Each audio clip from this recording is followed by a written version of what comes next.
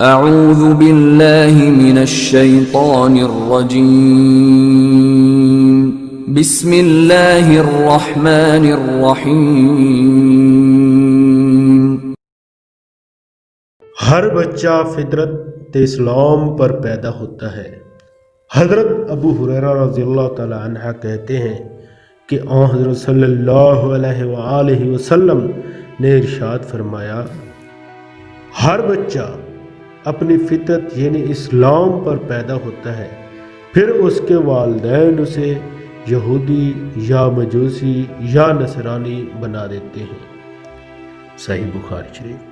فطرت سے مراد اللہ پاک کی توحید اور اسلام کے بلند مرتبہ اصول و مبادئ ہیں، کیونکہ یہ دین فطرت انسانی اور عقل سلیم کے عین مطابق ہے۔ اس حدیث سے معلوم ہوا کہ ہر بچہ عقائد و اعمال کا ذہن سے لے کر دنیا میں آتا ہے۔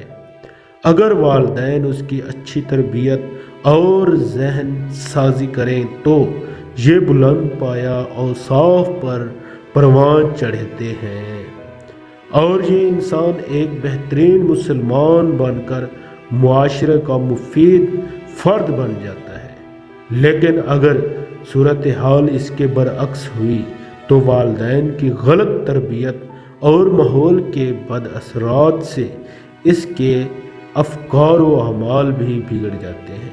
جیسے ہم عملی طور پر دیکھتے ہیں کہ مسلمان گھرانوں کے بچے عیسائیوں کی مشنری اسکولوں یا دیگر غیر مسلموں کے مذہبی تعلیمی اداروں میں داخل کرا دیے جاتے ہیں، اور پھر وہ ان کے رنگ نسل میں رنگ جاتے ہیں اور اسلام کے فطری اور عقلی نظریات اور اعمال سے بیگانہ ہو جاتے ہیں۔